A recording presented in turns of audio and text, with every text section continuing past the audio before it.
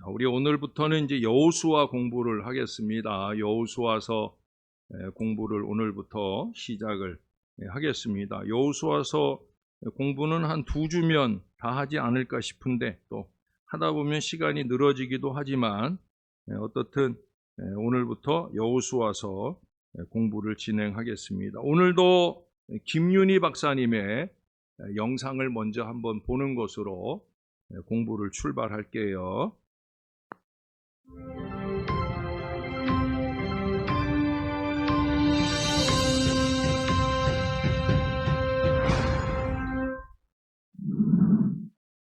안녕하세요. 이번에는 여호수아서에 대해 살펴보겠습니다. 여호수아는 여호와께서 구원하신다는 뜻을 가지고 있습니다. 여호수아의 원래 이름은 구원이라는 뜻을 가진 호세아인데 모세가 이름을 바꾸어 줍니다. 여호수아를 헬라어로 번역하면 예수가 됩니다. 구약의 예수가 바로 여호수아입니다. 여호수아는 그 이름대로 여호와께서 가나안 땅 정복을 성취해 주심으로써 이스라엘 백성들의 이집트로부터의 구원을 완성합니다. 창세기부터 신명기까지 5권의 책을 오경이라 부르는데, 오경이 여호와의 약속의 책이라면 여호수아는 그 약속의 성취의 책입니다. 여호수아서는 여호와는 약속을 신실하게 지키시는 분임을 가르쳐 줍니다. 이렇듯 여호수아서는 오경과 밀접한 관련이 있습니다. 여호수아는 제2의 모세로 활약합니다. 모세가 홍해를 갈랐다면 여호수아는 요단강을 가릅니다. 유월절 문설주의 피로 장자들이 죽임을 면했다면 라합 집의 붉은 줄은 그 집안의 사람들을 살립니다. 12명의 정탐꾼 중 2명이 좋은 보고를 했다면 여호수아는 2명의 정탐꾼을 보내 좋은 보고를 받습니다. 모세는 이집트에서 민족을 이끌기 전 불타는 가시떨기 나무에서 여호와의 사자를 만났다면 여호수아는 가나안 정쟁을 시작하기 전에 여호와의 군대 장관을 만납니다. 모세는 출애굽 전에 유월절을 보내며 여호수아는 정복 전에 유월절 절기를 보냅니다. 모세는 열재앙과 하나님이 개인적으로 보여주신 3가지 기사를 합해 13가지 표징을 행하며 여호수아는 첫 정복 전에 여리고성을 총 13번 돕니다. 광야에서 백성들이 불순종했을 때 모세가 중보기도를 하듯 여호수아도 아이 전쟁에 실패 후 이스라엘을 위해 중보기도를 합니다. 오경의 여호와가 창조주이시기에 여호수아에서 여호와는 원하는 국가에게 땅을 줄 수 있는 권리가 있으신 것입니다. 여호수아서는 역사서에 속하며 역사적 사건들 속에서 여호와의 일하심을 보여주기 때문에 신학적 역사라고도 불립니다. 시대적 배경에 대해서는 학자마다 의견이 분분하나 대략 15세기 말 내지 13세기로 보는 2견해가 주류를 이룹니다. 마지막에 여호수아의 죽음이 기록되어 있으므로 적어도 여호수아가 죽은 지 어느 정도 시간이 지난 후에 책이 완성되었다고 봅니다. 바알신을 섬기는 가나안 백성들의 음란한 문화는 고고학적 발견을 통해 잘 알려져 있습니다.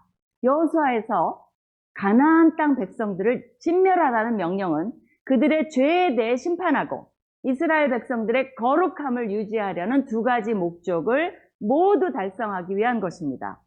이렇게 여호와께서 직접 진두지휘하시고 여호와의 명령에 따라 행해지는 전쟁을 거룩한 전쟁 또는 여호와의 전쟁이라고 부릅니다. 여호와의 군대 장관이 나타난 것도 이 전쟁이 여호와께 속한 것임을 보여주고자 한 것입니다. 제사장이 언약궤를 메고 여리고성을 도는 것도 이 전쟁이 단순한 국가 간의 침략이 아닌 여호와의 전쟁임을 드러낸 것입니다. 동시에 이 전쟁은 돌이킬 수 없는 가나안의 죄에 대한 심판이며 하나님의 공의를 만천하에 선포하는 전쟁입니다. 그러기에 전쟁의 승리 비결이 군사력이나 무기에 있지 않고 하나님 말씀에 대한 순종 여부에 달려 있습니다. 하나님께서는 전쟁에 임한 리더인 여호수아에게 군사 전략이 아니라 율법책을 입에서 떠나지 말며 주야로 그것을 묵상하고 그 안에 기록된 것을 그대로 다 지켜 행하라고 요구하십니다. 율법을 지키면 모세와 함께 하셨던 것처럼 여호수아도 함께 하시겠다고 말씀하십니다. 여호수아서는 바로 이것이 전쟁의 승리 비결임을 가르쳐 주기 위해 쓰여진 것입니다. 여호수아서는 1장 12장의 정복, 13장 21장의 분배, 22장 24장의 여호수아의 고별사 이렇게 3 부분으로 나누었습니다.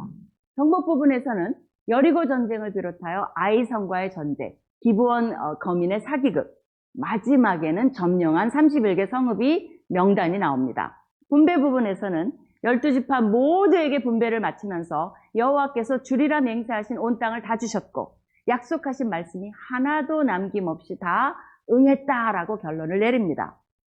여호수아의 고별사 부분의 핵심은 여호와만 섬기고 그의 말씀에 순종하라는 것입니다. 여호수아는 경건한 리더십을 보여주는 훌륭한 모델입니다.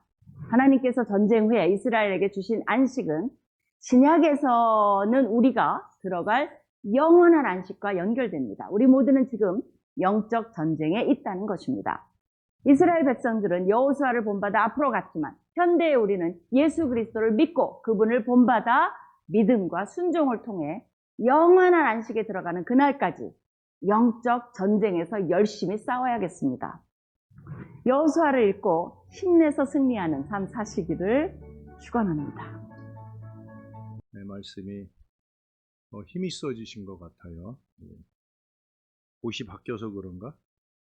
예, 초록의 계절과 맞춰서 어떻게 옷을 맞춰 입으셔서 그 느낌이 확 와닿는 것 같아요. 여호수아서는 좀 전에도 설명을 드렸던 것처럼 모세 오경이 이스라엘 자손들을 가나안 입구까지 인도하는 약속의 말씀이라고 하면 여호수아서는 이스라엘 자손들을 가나안 땅 안으로 인도하는 그런 말씀이라 말할 수 있을 거예요. 그래서 모세는 구원의 상징이라고 하면 여호수아는 승리의 상징, 승리의 표상이라 그렇게 말할 수 있겠습니다. 역사서는 이제 여호수아서부터 우리가 에스더까지가 역사서잖아요.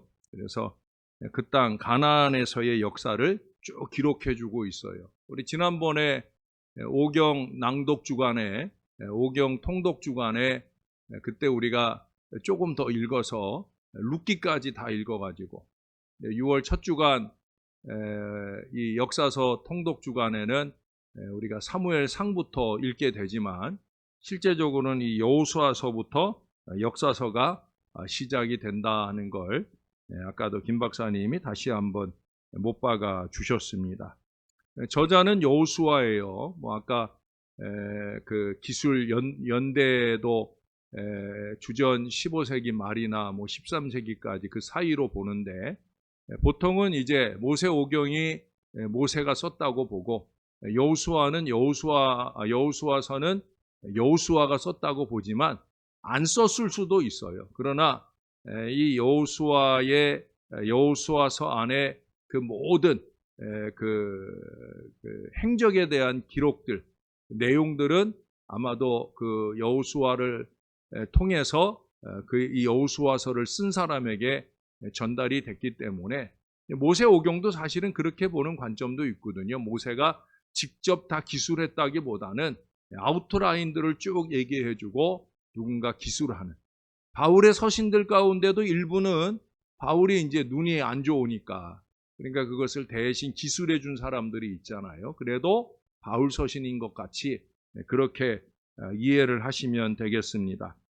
본서의 구조는 이 교재에서 말하는 구조는 김 박사님의 구조하고는 좀 달라요. 김 박사님은 마지막에 여호수아 본인의 고별사 내용들을 따로 분리를 해놓고 앞부분에 정탐하기 전 가나안에 들어가는 내용과 정복의 내용을 그냥 한꺼번에 묶어서 정복으로 묶어놨는데 이 교재 같은 경우에는 세 부분으로 나누긴 하지만 1장부터 5장까지 거기는 가나안에 들어가는 것까지 그리고 이제 6장부터 여리고성을 정복하는 실제적인 정복이 시작이 되잖아요. 그래서 6장에서 12장까지가 가나안 정복, 가나안을 정복함이라고 하는 내용들이 있고요. 그리고 이제 13장부터 24장까지 이제 그 가나안을 차지하는, 분배하는 그런 내용들이 적혀져 있다 말할 수가 있겠습니다. 중심 메시지를 꼽자고 하면 신앙의 승리입니다. 승리. 아까도 제가 여호수아를 승리의 표상이라 표현을 했잖아요. 여호수아서 1장 5절을 한번 볼까요? 내 평생에 너를 능히 대적할 자가 없으리니 내가 모세와 함께 있었던 것 같이 너와 함께 있을 것임이니라. 내가 너를 떠나지 아니하며 버리지 아니하리니. 내 평생에 너를 능히 대적할 자가 없겠다. 이게 뭐예요? 승리의 전진을 이어갈 거다. 9절에도 가보세요. 내가 네게 명령한 것이 아니냐? 강하고 담대하라. 두려워하지 말며 놀라지 말라. 네가 어디로 가든지 네 하나님 여호와가 너와 함께 하느니라 하시니라.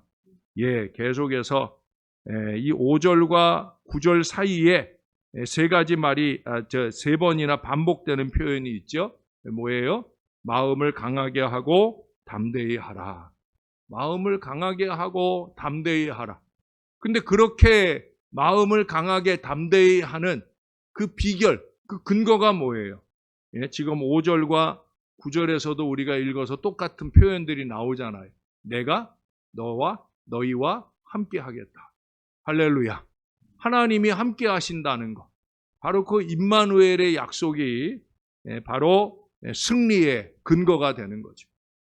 그러니까 우리가 이기는 게 아니라 하나님이 이겨주시는 거니까 그 하나님을 의지하는 믿음으로 강하고 담대하게, 그리고 하나님이 주시는 바 그 승리를 누리기만 하면 된다는 거예요.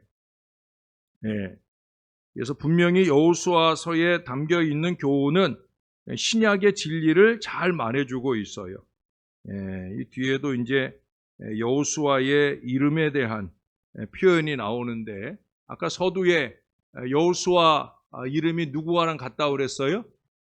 예, 신약의 예수랑 같다고 그랬어요. 여러분, 호세아라는 이름을 모세가 여호수아라고 바꿔주고, 또 여호수아라는 이름은 신약 헬라어의 예수랑 같은 이름이다 그랬는데, 사실 세 가지가 다 같아요. 여호와는 구원이시다 하는 예수님의 이름 자체가 구원자라는 의미가 담겨져 있는 같은 이름이에요. 그런 점에서 모세보다도 여호수아가 더 예수님을 예표하는 그런 이름으로서 더욱더 등장한다고 말할 수가 있겠습니다. 우리의 구원은 모세를 통해서는 불가능하죠. 오직 예수 그리스도를 예표하는 여호수아. 그렇다고 해서 여호수아를 통해서 우리가 구원받는 것도 아니에요. 결국 저와 여러분의 구원은 예수 그리스도.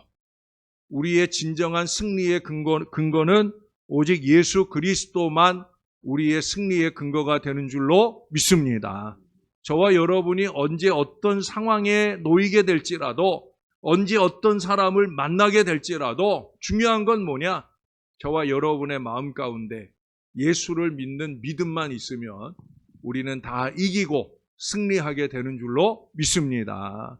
여기 1장에 나오는 표현과 비슷한 말씀을 예수님이 요한복음 16장 33절에 말씀해 주셨잖아요. 너희가 세상에서 환난을 당하나 담대하라. 내가 세상을 이기었노라. 할렐루야. 주님이 이긴 이김이 우리의 이김이 되는 거예요.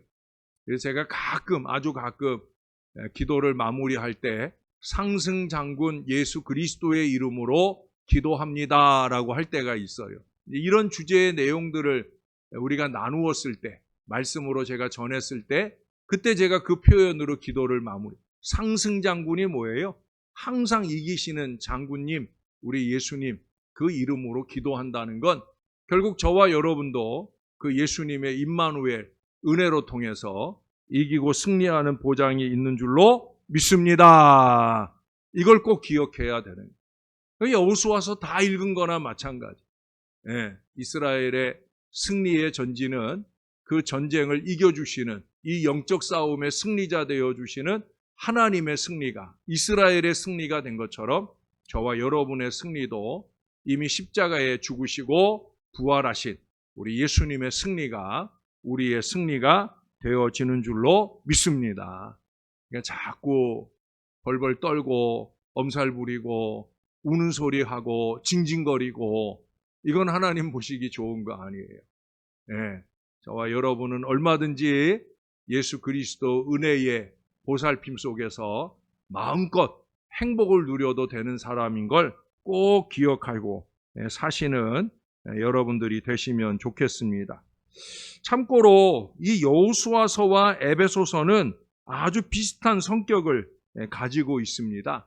공동체성에서 그래요. 에베소서는 교회론이라고 하거든요. 교회에 대한 얘기를 적고 있어요. 그래서 이스라엘 자손 공동체 또 교회 공동체 같은 얘기를 적고 있다는 거예요. 왜 비슷하냐? 여호수아에서는 아브라함에게 이미 약속해 주신 그 언약의 땅 가나안에 들어가 그 가나안을 취하는 이스라엘을 볼 수가 있습니다. 근데 에베소서에서는 그리스도 안에서 우리에게 주시는 하늘의 기업을 취하는 교회의 모습을 적고 있다는 거예요. 그래서 이스라엘 공동체가 오늘날의 교회 공동체요, 하나님을 믿는 신앙 공동체라고 하는 공통점이 있다는 거예요. 이스라엘 사람이기 때문에 아닙니다. 교회를 다니기 때문에 아니에요. 신월제일교회라는 간판이 붙어 있어서가 아니에요. 저와 여러분이 하나님을 온전히 믿는 그 믿음 때문에 우리가 영원한 천국에 들어갈 수 있는 줄로 믿습니다. 이걸 잊지 말아야 돼요. 그래서 교회만 들락거리는 그런 교회 생활 하지 말고 제가 신앙생활, 믿음 생활을 하라고 강조해 말씀드리는 이유가 바로 여기에 있습니다. 자, 이제 여호수아서의 내용을 좀 구체적으로 들어가기 전에 우리가 항상 그런 것처럼 영상 하나를 더 보지요. 예쁜 그림 만화로 이 책을 잘 정리해 주는 여호수아 영상을 또 하나만 더 보겠습니다.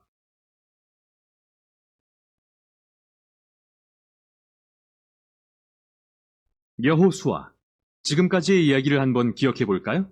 하나님은 아브라함을 택하셔서 그의 가족이 이스라엘 민족이 되게 하십니다. 이들은 후에 이집트의 노예가 되는데 하나님은 모세를 통해 그들을 이집트에서 구하셨죠.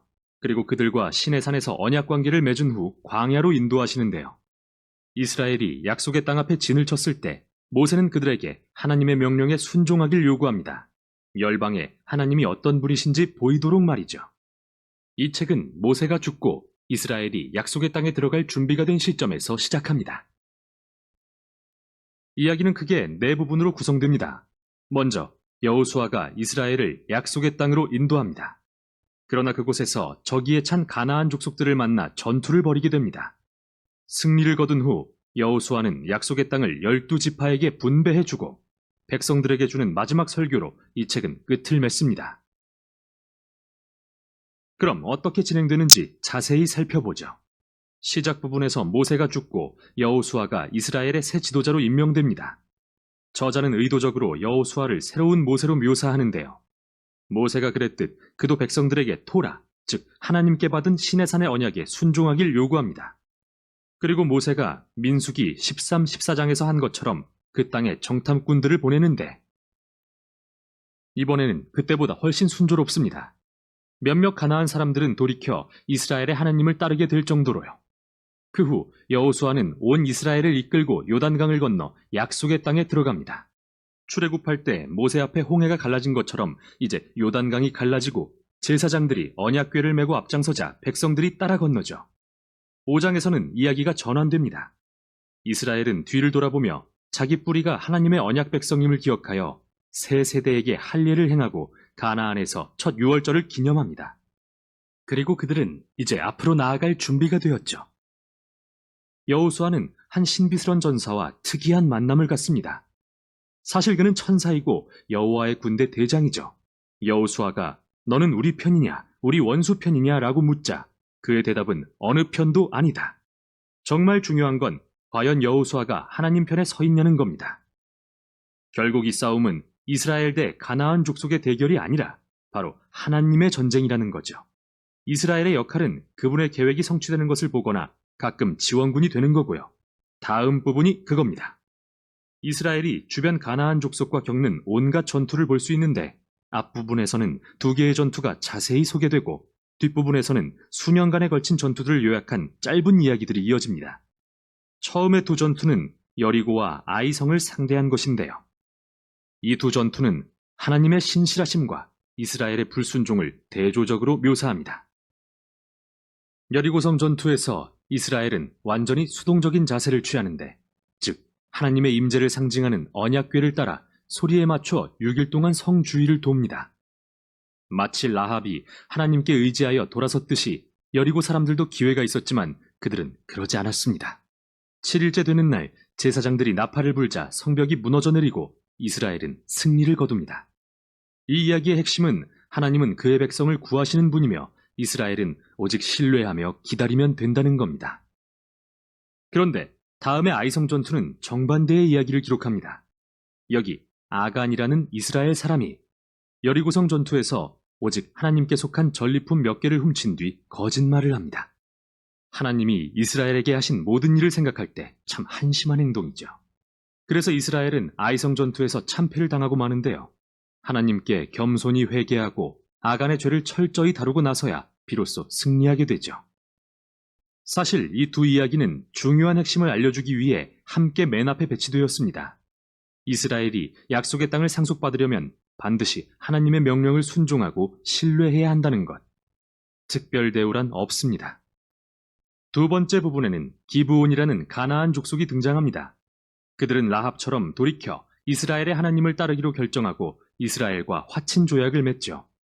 다른 모든 가나안 왕들이 서로 동맹을 맺고 연합하여 이스라엘을 파괴하려 한 것과 대조되는 모습이죠. 이들과의 전투에서 이스라엘은 큰 승리를 거두게 됩니다. 그리고 나서 이 부분은 모세와 여호수아가 거둔 모든 승리를 요약하며 마무리됩니다. 여기서 잠깐 멈추겠습니다. 지금까지 나온 전쟁과 폭력의 이야기들이 거슬릴 수도 있을 것 같아서요. 만일 예수를 따르는 분이라면 예수님은 원수를 사랑하라고 하시지 않았나 라는 의문이 들 텐데요. 왜 하나님은 전쟁을 선포하시는 걸까요? 첫째, 왜 가나안 족속일까요? 이에 대한 주요 이유들은 성경의 앞부분에 나와 있습니다. 가나안 족속의 문화는 도덕적으로 극도로 타락했는데 특히 성적으로 그랬죠. 레위기 18장을 확인해 보세요. 또 자녀를 제물로 바치는 관습도 널리 퍼져 있었는데 이 내용은 신명기 12장에 나옵니다. 하나님은 이스라엘이 이런 관습의 영향을 받는 걸 원치 않으셔서 가나안 족속을 떠나게 하신 겁니다. 여기서 두 번째 의문이 듭니다. 하나님은 정말 가나안 족속을 집단 학살하라고 명령하신 걸까요? 언뜻 보기에는 이 이야기들에 나오는 표현을 보면 이스라엘이 그들을 완전히 진멸하고 호흡이 있는 것은 하나도 남기지 않은 것처럼 보입니다. 그러나 다시 살펴보면 이 구절들이 문자 그대로가 아니라 일종의 과장법이라는 걸 알게 됩니다. 가나안 족속에 대한 원래의 명령을 신명기 7장에서 보겠습니다. 이스라엘에게 먼저는 가나안 족속을 쫓아내고 다음으로 진멸하라고 하십니다. 그리고 나서 그들과 혼인하지 말며 어떠한 언약도 맺지 말라고 하십니다. 진멸한 사람과 어떻게 혼인을 하겠습니까? 즉 문자적 의미가 아니라는 겁니다. 같은 맥락이 여호수아의 이야기에도 적용되는데요. 살펴보죠. 예를 들어 여호수아 10장에는 이스라엘이 헤브론과 드빌 성읍에 한 사람도 남기지 않았다고 나오는데요. 15장을 보면 여전히 가나안 족속들이 사는 걸 알 수 있습니다. 그러니까 여호수아는 다른 고대 전투에 대한 기록처럼 서사적인 문체로 문자 그대로가 아닌 과장법을 사용한 거죠. 집단 학살이라는 단어도 여기에 적합하지 않은 이유는 하나님께 돌이킨 가나안 족속들이 있기 때문입니다. 라합이나 기브온 족속처럼요. 하나님은 그분께 돌아오는 자를 받아주십니다. 마지막으로 이 이야기들은 이스라엘 역사의 매우 특정한 순간을 기록하고 있다는 점입니다. 이 전투들은 가나안 땅의 소수의 족속에게 국한된 것이었고 다른 민족들에 대해서 하나님은 이스라엘에게 화평하라고 명하셨죠. 신명기 20장을 확인해 보세요. 따라서 이들 전투를 기록한 목적은 절대 하나님의 이름으로 폭력을 행사하라는 말이 아닙니다. 오히려 하나님께서 역사의 특정 순간에 인간의 악에 대해 공의를 행사하시고 이스라엘이 가나안 족속에게 전멸되지 않도록 구하셨다는 것을 보여주기 위함이죠. 자, 다시 이 책의 구성으로 돌아가 봅시다. 수년간의 전투 후 나이가 든 여호수아는 가나안 땅을 이스라엘의 12지파에게 분배하기 시작하는데요. 이 부분은 거의 다 경계선의 나열입니다. 솔직히 좀 지루하죠. 마치 그림 없는 지도를 읽는 것 같아서요. 그러나 이스라엘 백성에겐 이 목록이 매우 중요한데요. 하나님이 오래전에 아브라함에게 약속하신 내가 너의 자손에게 이 땅을 주겠다고 약속하신 말씀의 성취이기 때문이죠. 어떻게 땅을 분배했는지 자세한 설명이 끝나고 이제 마지막 부분으로 이어집니다. 여호수아는 백성들에게 두 번의 설교를 하는데요. 이는 모세가 신명기에서 했던 마지막 설교와 매우 비슷합니다. 여호수아는 백성들에게 그들을 약속의 땅으로 인도하시고 가나안 족속으로부터 구하신 하나님의 자비를 상기시킵니다. 그리고 가나안의 우상들로부터 돌이켜 하나님과 맺은 언약에 신실하라고 요구합니다. 만일 그렇게 한다면 약속의 땅에서 생명과 복을 받을 것이지만 그렇지 않는다면 이스라엘에게도 가나안 족속들처럼 하나님의 심판이 내릴 것이라 경고합니다. 약속의 땅에서 쫓겨나 포로가 될 것이라고요. 여호수아는 이스라엘에게 선택을 남기고 떠나는데요. 과연 그들은 무엇을 할까요? 이 중대한 질문을 남긴 채 끝이 납니다. 여기까지 여호수아였습니다.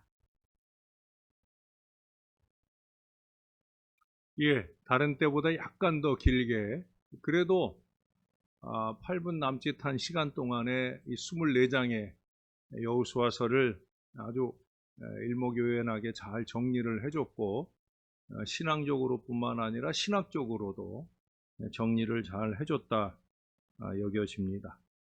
우리가 성경 읽을 때도 이렇게 그냥 요약본으로 그냥 착착 넘어가면 참 좋겠지요? 예? 아닌가? 나만 그런가? 예. 그래, 열심히 읽으시길 바랍니다. 자, 내용으로 들어갈게요. 이 두 번째 이 영상에서는 네 부분으로 제대로 잘 나눠줬죠. 그래서 마지막 그 세 번째, 네 번째를 저는 묶어서 말씀을 드린다 했는데, 그 마지막에 23장, 24장의 내용은 신명기 전체 모세가 적어 놓은 거하고 같은 거예요. 그러니까 모세를 계승해서 영적 지도력을 발휘한 여호수아가 신명기 1장부터의 그 마지막 장까지의 전체 내용들을 자기가 여호수아서 23장, 24장에서 요약해서 말씀합니다. 그 요약의 내용은 다른 거 없어요. 순종이냐 불순종이냐. 왜냐하면 1장의 시작부터 하나님께서 여호수아에게 주신 승리의 보장, 승리의 근거는 다른 데 있지 않고 주님의 말씀. 여기 보십시다. 자, 가나안에 들어감 1장부터 5장까지인데 우리 한번 한 장씩 정리를 해보죠. 먼저 여호수아가 지도권을 위임받는 얘기가 1장에 나옵니다. 그의 권위는 하나님의 말씀에 기초하고 있어요.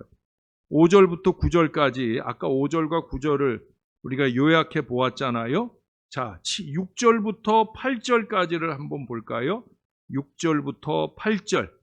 예, 제가 6절 읽고 여러분이 7절을 읽고 8절은 함께 읽도록 그렇게 해볼게요. 6절입니다. 강하고 담대하라.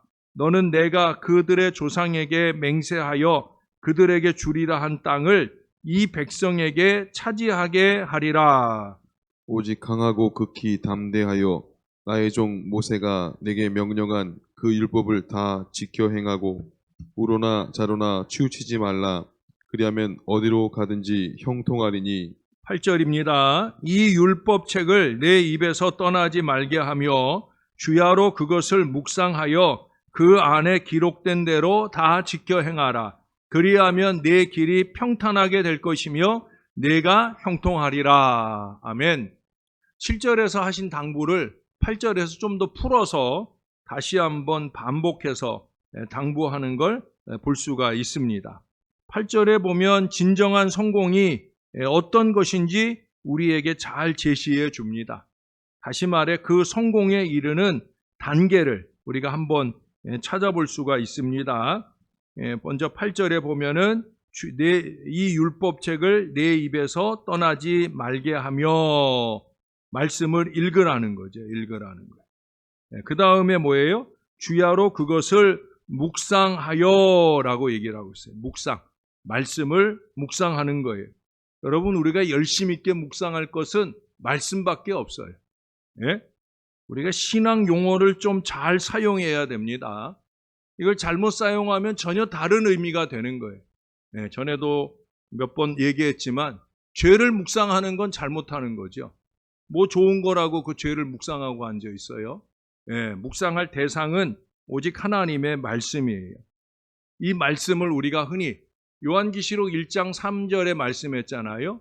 이 예언 말씀을 읽고 듣고 지키는 자가 복이 있다. 거기 듣는다라고 하는 거는 단순하게 이렇게 목사가 절하는 누군가 말하는 그 하나님의 말씀을 듣는 것 그것만을 의미하는 게 아니에요. 영적인 들음. 다시 말해 묵상이에요. 묵상. 예? 우리가 큐티라고 표현을 하잖아요. quiet time. 큐티라고 하는데 저는 대학생 시절부터 고등학교 후반부터 해서 대학생 시절 그 이후로 지금까지도 마찬가지. 저는 이 묵상이 제 설교 준비의 근간입니다. 설교를 준비하려고 하면 먼저 하나님의 말씀을 읽고 그리고 묵상을 해요. 그 묵상 단계가 뭐냐면 하나님의 음성을 듣는 거예요. 그것을 풀어주셔서 저로 하여금 수기로 적게 하시던 때는 수기로 적게 하든가 아니면 이제 지금은 이제 타이핑을 하든가 어떻든 그 단계가 뭐냐면 하나님이 말씀하는 걸 듣고 적는 단계죠. 여러분들에게 말하는 모든 이 설교 여기도 지금 빽빽하게 적어놓은 이 내용들이 다 묵상이에요. 묵상. 하나님의 말씀은 묵상하면 하나님이 다 풀어주세요. 성령 하나님께서 다 풀어주세요. 예. 바로 그 들음이에요. 그 들음. 그러니까 설교를 잘 듣고 뭐 방송 설교를 잘 듣고 이런 것도 듣는 거지만 그보다 더 잘 듣는 건 뭐냐면 하나님께 직접 듣는 거예요. 물론 그것이 오용하지 않도록 유의해야 될 필요도 있지만 그러나 진정한 신앙의 성장은 지금은 우리가 통독을 하기 때문에 성경을 쫙 읽는 게 목표라 그렇게 쭉 읽고 있지만 여러분 올해 이 단계가 지나고 나면 내년에는 한번 여러분 묵상 훈련을 좀 서서히 해보시면 좋을 것 같아요. 그래서 하나님의 말씀을 많이 아니라 조금씩 읽고 그 말씀 속에서 하나님이 나에게 뭐라고 말씀하시는가 하는 것들을 묵상하고 듣는 훈련을 하면 더욱더 깊어집니다. 지금 여기서 여호수아에게 요청하는 바는 바로 그 묵상입니다. 묵상하면은 그 말씀에 대해서 지켜 행할 강력한 욕구가 생겨요. 그래서 여기 말씀을 내 입에서 떠나지 말게 하며 주야로 그것을 묵상하여 그러면 그 다음에 일어나는 마음이 뭐냐면 다 지켜 행할 마음이 생긴다는 거예요. 그래서 그 말씀에 순종하고 행할 때 그때 내 길이 평탄하게 될 것이며 내가 형통하리라 하는 약속의 말씀을 말씀해 주고 있습니다. 평탄하게 되고 형통한다. 여러분 사실은 이 5절부터 9절의 말씀이 있기 전에 이미 3절에 봐보세요. 3절에 내가 모세에게 말한 바와 같이 너희 발바닥으로 밟는 곳은 모두 내가 너희에게 주었노니 어느 정도의 성공은 하나님 백성들에게 보장이 되어 있어요. 발바닥 신앙이죠. 발바닥 믿음. 우리가 발바닥으로 밟는 5월 전도 6월 선교 그 선교의 발바닥으로 밟는 선교사들의 발바닥으로 밟는 바로 그곳에 복음 승리의 놀라운 역사를 하나님이 주신다 하는 그 보장이 있어요. 근데 그 이상의 승리, 완벽한 승리, 가나안 땅의 모든 곳을 다 이기고 승리하는 그 모든 은혜는 여기 7절, 8절에 바로 하나님의 말씀에 청종하는 은혜를 통해 이루어질 수 있다 하는 걸 말씀해 주고 있어요. 이 5절부터 9절까지의 말씀을 읽게 되면은 제가 꼭 여러분들에게 덧붙여 읽는 말씀이 있죠. 16절부터 18절까지. 이거는 이스라엘 백성들이 여호수아를 향해 던져주는 어떻게 보면 격려의 말씀이라고도 할 수 있고 영적 지도력에 대한 순종의 결단 말씀이라고도 할 수가 있습니다. 우리 그 부분도 한번 읽어볼게요. 이번엔 여러분들이 먼저 읽어주세요. 16절을 여러분이 읽고 17절을 제가 읽고 18절은 같이 읽겠습니다. 시작. 그들이 여호수아에게 대답하여 이르되 당신이 우리에게 명령하신 것은 우리가 다 행할 것이요 당신이 우리를 보내시는 곳에는 우리가 가리이다. 우리는 범사에 모세에게 순종한 것 같이 당신에게 순종하려니와 오직 당신의 하나님 여호와께서 모세와 함께 계시던 것 같이 당신과 함께 계시기를 원하나이다. 누구든지 당신의 명령을 거역하며 당신의 말씀을 순종하지 아니하는 자는 죽임을 당하리니 오직 강하고 담대하소서. 마지막에 뭐라고 그래요? 오직 강하고 담대하소서. 영적 지도자가 앞장서 나아갈 때 그 영적 지도자가 강하고 담대하기를 소원하는 공동체의 마음을 쏟아붓고 있어요. 근데 그렇게 영적 지도자가 앞장서서 강하고 담대하게 하나님의 승리를 안겨주는 믿음의 지도자가 되는 데 있어서 이스라엘 백성들이 두 가지 약속, 노력을 합니다. 하나는 뭐예요? 우리는 범사의 모세에게 순종한 것 같이 당신에게 순종하겠습니다. 순종의 약속을 해요. 지도자의 영적 지도력을 순종하고 따르겠다. 그러니 강하고 담대하십시오 라는 얘기를 해요. 그게 첫 번째, 이 공동체의 영적 지도자에 대한 마음이어야 하고요. 두 번째는 당신의 하나님 여호와께서 모세와 함께 하시던 것 같이 당신과 함께 계시기를 원하나이다. 이건 뭐예요? 중보기도의 약속이에요. 하나님이 모세와 함께 있던 것 같이 하나님이 당신과 함께 있기를 위해 우리가 열심 있게 기도하겠습니다. 저를 위해 기도하는 여러분들과 똑같은 약속을 하는 거예요. 목사가 목회를 하면서 그 든든한 후원감, 우리 교인들이 있으니까. 물론 목사가 땀 흘리는 자리에 같이 땀 흘리고 애써주는, 지난주일 오후에도 우리 장로님, 안수 집사님 등이 또 청년들 몇 사람이 이렇게 오후 시간 옥상에 중요한 공사 작업을 하는데, 근데 다다음 주에 행사도 해야 되고 하기 때문에 그러니까 지난 여름 동안에 거기가 좀 많이 망가졌어요. 여름, 겨울 동안에. 그래서 지금 1차 작업을 좀 하는데, 그렇게 작업하는 분들을 보면 든든한 마음이 생기죠. 그러나 그 든든함보다 더 든든한 건 뭐냐면 중보기도 해주고 있다는 든든함. 우리 교인들이 날 위해 기도해주고 있다. 이 느낌만큼 마음을 강하게 하고 담대하게 하고 평안하게 하고 자신감 넘치게 하는 게 없어요. 여러분들이 바로 그 노력들이 있을 때 목사 앞에 와가지고 목사님 마음을 강하게 하고 담대히 하십시오.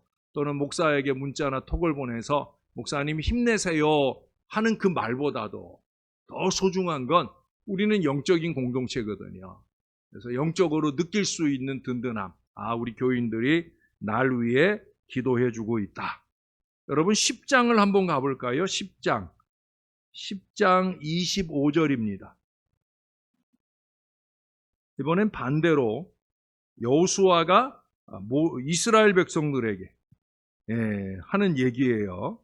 뭐라고 얘기했는지 한번 볼게요. 10장 25절 여호수아가 그들에게 이르되 두려워하지 말며 놀라지 말고 강하고 담대하라. 너희가 맞서서 싸우는 모든 대적에게 여호와께서 다 이와 같이 하시리라. 아멘. 하나님이 주시는 승리의 역사. 그 역사가 너희들에게 보장돼 있다. 앞으로 남은 전쟁도 다 이길 거다. 그러니 어떻게 하라고요? 마음을 강하게 하고 담대히 하라고.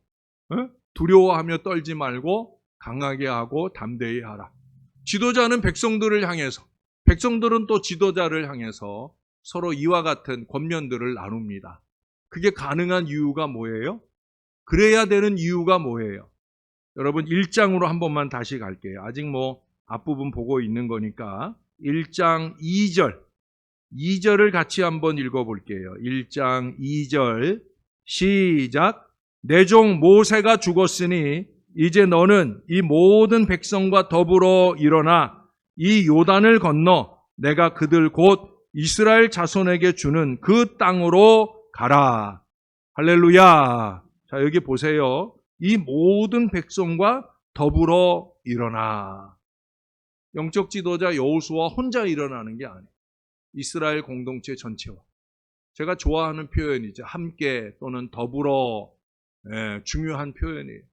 우리 신앙 공동체는 항상 더불어, 함께. 이게 잘 돼야 되는 거예요. 누구만 그냥 설치고 애써서 되는 그런 공동체는 없어요. 하나님의 신앙 공동체는 더불어 함께. 그러니까 자꾸 이 사람 미워하고 저 사람 미워하고 이 마음을 나누는 사람은 절대 목사에게 순종하는 사람 아니에요. 목사를 위하는 사람도 아니에요. 위하고 아끼고 더불어 함께 그렇게 주의 뜻을 이루어가는 신앙 공동체, 이 공동체성을 위해서 노력하는 그런 신앙의 백성들이 될 수 있을 때, 그럴 때 우리 하나님의 은혜의 역사, 승리의 역사가 그 공동체 가운데 넘치게 될 줄로 믿습니다. 자, 두 번째는 여리고 정탐 이야기가 이제 2장에 나옵니다. 여호수아는 이전에 가데스 바네아에서 12명의 정탐꾼 안에 있었던 사람이에요. 그런데 그때 경험을 했던 것 같아요. 12명씩 보내봤는데 10명이 헛소리하고 하는 바람에 그래서 이스라엘이 38년 광야 노정을 지내야 되고 40년 동안 고통받는 시간들을 지나고 결국 가나안에도 못 들어가게 됐잖아요. 그래서 많은 사람을 보내는 게 중요한 게 아니라 믿음의 사람을 보내는 게 중요하다. 아마 그런 판단을 하지 않았겠나 싶어요. 그래서 정탐을 해본 경험에 근거해서 두 사람만 택합니다. 왜? 그때 여호수아와 갈렙 그 두 사람이 그래도 믿음의 정탐을 하고 믿음을 지켰잖아요. 그래서 두 사람의 정탐꾼을 이 여리고성 안으로 들여보내게 되어집니다. 여리고성은 참 중요해요. 아까도 두 성의 전쟁만 두 가지를 표현을 했다고 그랬잖아요. 중요하게 다뤘다고 그랬잖아요. 하나는 바로 처음 여리고성이에요. 그 다음에 이제 아이성이고. 여리고성이 왜 중요하냐? 여리고는 가나안의 첫 성이에요. 이 성에 대한 믿음의 마음가짐. 그래서 여리고 성의 정복에 있어서 하나님께서 이스라엘에게 계속 요구하는 건 뭐예요? 어떻게 보면 전쟁에 있어서 얼토당토하는 행동인데 그 행동을 순종하는지 안 하는지에 따라서 승리의 여부가 결정된다라는 사실을 체험하게 하잖아요. 그래서 중요한 거예요. 이 첫 성 여리고는 어떻게 보면 가나안에서 가장 견고한 성이라고 할 수 있어요. 그래서 그 첫 성을 경험하면서 어떻게 보면 이 여호수아나 이스라엘 백성들이 약해질 수도 있는데 하나님의 말씀을 믿고 이 여리고성을 정복하는 여부에 따라서 그들은 얼마든지 강하고 담대해질 수 있고 그 믿음 가지고 힘있게 전진의 역사를 이어갈 수 있기 때문에 이 여리고성 전쟁은 그야말로 아주 중요한 전쟁이다. 특별히 이 전쟁에 있어서 첫 번째 꼽을 수 있는 중요한 주제는 뭐냐? 그것은 바로 믿음이에요. 뭐에 대한 믿음이에요? 하나님에 대한 믿음도 될 수 있고 하나님의 그 말씀에 대한, 명령에 대한 믿음일 수도 있을 거예요. 그래서 진정한 믿음은 어려움 앞에 쉽게 포기하지 않는 거죠. 왜냐하면 믿는 것과 가정하는 것 사이에는 커다란 차이가 있기 때문에 그래서 간절히 바라면 믿음을 가지고 그림을 그리고 그 그림 그대로 행하게 되면 실상을 경험하는 것. 그것이 이제 믿음장 히브리서 11장 1절에서 말하는 바죠. 그래서 우리가 믿으면 그림을 그리는 거예요. 저의 목회는 믿고 그리는 그림입니다. 하나님이 끊임없이 그 믿음의 근거에서 아둔한 저의 머리에 조금씩 지혜를 더하시면서 그러면서 여러분들을 향한 저의 목회를 펼쳐가고 있어요. 그리고 믿음을 가지고 그렸던 그림들을 하나님이 하나하나 결실해가는 은혜들도 주시게 되어집니다. 이제 이 믿음이 목사 혼자의 믿음이 아니라 당회의 믿음이 되고 당회의 믿음만 아니라 온 교회의 믿음이 되어질 때 저와 여러분은 계속해서 행복한 은혜의 노래를 부르게 될 줄로 믿습니다. 그게 신앙 공동체인 거예요. 예? 근데 여기는 특별히 믿음의 여인 하나가 새로운 이스라엘의 백성으로 들어오고 싶은 하나님의 백성 되기를 소원하는 한 여인이 등장을 하죠. 누구예요? 라합이에요. 라합. 예수님의 그 태어나시게 되는 족보의 일원으로까지 등장을 하는 대단한 여인 라합이 나오고 있어요. 그녀의 가장 잘한 일은 뭐냐? 하나님의 사람들을 선대했다라고 하는 거예요. 아주 중요한 거예요, 여러분. 저와 여러분 우리 모두가 다 하나님의 사람들이에요. 여러분 라합이 하나님께 구원받은 가장 중요한 출발점, 나중에 믿음을 가지고 빨간 줄을 그 자기네 창문으로 달아내려서 그 빨간 줄 있는 집은 예수님의 보혈을 상징하는 그 빨간 줄 있는 집은 그 집안의 사람들을 다 한 사람도 거느리지 말고 다 살려줘라 하는 보장을 받는데 그 보장을 받기까지의 출발점이 뭐예요? 이 두 명의 정탐꾼, 하나님의 사람들을 선대했다는 거죠. 물론 그 선대의 근거는 그 둘 중에 하나의 사람, 살몬하고 나중에 이제 부부가 되기도 하지만 그 이전에 중요한 건 뭐예요? 그녀의 마음 가운데 하나님을 믿는 믿음이 있었다는 거예요. 여러분, 가나안 사람들, 여리고 사람들도 이스라엘 백성들에 대하여 두렵고 떨리는 마음이 있어요. 네. 그들이 이스라엘에 대한 소식을 들을 때 대단히 걱정하고 떨었어요. 근데 그 떨리는 마음을 하나님을 향하느냐 아니면은 적대적 마음을 품느냐, 이 차이가 있는 거죠. 다행스럽게도 라합의 마음속에는 그 하나님을 믿고 싶은 마음이 있었어요. 하나님이라면 나의 인생을, 나의 가문을 바꿔줄 수 있을 것이다 하는 기대를 가지고, 그래서 이 두 정탐꾼을 목숨 걸고 살려주는 선대의 역사를 이루게 되어집니다. 선대하느냐 박대하느냐, 언제나 모든 복음의 자리에서 있었던 일이에요.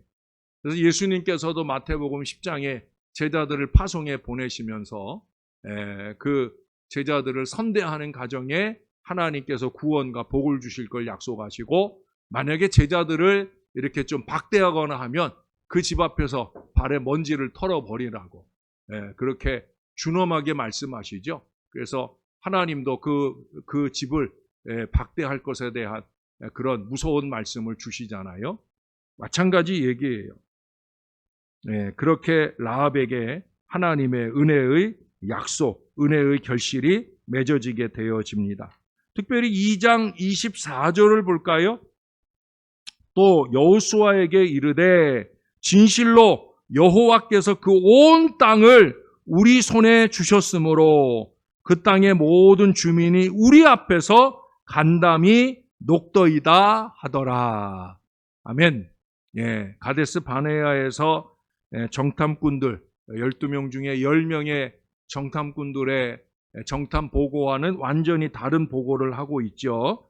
어떻게 보면은 40년 동안의 광야 훈련이 헛것이 아니었다라고도 보여지고, 또 여호수아가 특별히 두 사람의 귀한 정탐꾼들을 세워 보내서 그들이 제대로 잘 정탐 보고를 하게 함으로 이스라엘 백성들이 마음에 용기가 생기도록 도와준 것을 보게 됩니다. 아이고, 시간이 언제 또 벌써 이렇게 됐나?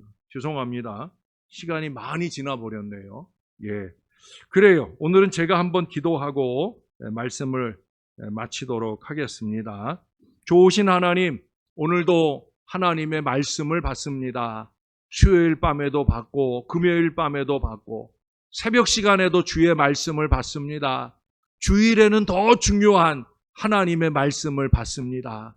우리가 말씀을 여러 모양으로 받사온데 그 말씀을 잘 묵상하고 묵상한 진리 속에서 우리가 행할 믿음을 꼭 가질 수 있게 도와주옵소서. 믿음입니다. 말씀에 대한 믿음이 승리의 보장이 되는 걸 잊지 말게 도와주시고, 말씀이 육신이 되어 우리 가운데 오신 우리 예수님을 본받아 우리가 열심 있게 말씀 생활할 수 있게 은혜 베풀어 주옵소서. 주일을 향해 남은 3일 동안도 말씀 붙들고 열심 있게 살기를 소원합니다. 말씀을 읽을 때, 들으며 묵상할 때 그 말씀대로 열심 있게 순종할 마음 주시고, 순종하는 주의 백성들에게 형통과 잘되는 보장이 넘치게 도와 주옵소서. 특별히 육신적으로 아프고 힘든 이들이 많습니다. 우리 하나님의 강력한 치유의 은혜가 필요합니다. 금요일에도 조직검사를 하고 결과를 보러 가는 자녀도 있사옵고, 다음 주에도 수술해야 되는 자녀도 있습니다. 지난 연말부터 계속해서 암이 발병하는 이런 일들이 우리 가까이에 일어나고 있습니다. 주님의 손이 필요합니다. 수술받는 일에도 역사하셨던 하나님, 이제 항암 치료나 방사선 모든 치료 동안에 능력 있는 주의 역사가 강하게 임할 수 있도록 은혜 베풀어 주옵소서. 조직검사 결과를 보러 가는 이에게는 아무 이상 없다는 소식 듣게 하시고, 수술받는 자녀에게는 깨끗이 도려내고 나음받는 역사가 일어나게 도와 주옵소서. 이제 폐렴의 어려움 속에서 노임받은 자녀에게도 이후에 더 잘 회복하게 하시고 영육간의 강건함으로 지낼 수 있도록 은혜 베풀어 주옵소서. 우리를 사랑해 주시는 하나님의 사랑을 기대하며 말씀을 의지하고 믿음의 기도로 승리하는 하나님 자녀들 다 되게 축복해 주시옵소서. 예수님의 이름으로 기도합니다. 아멘.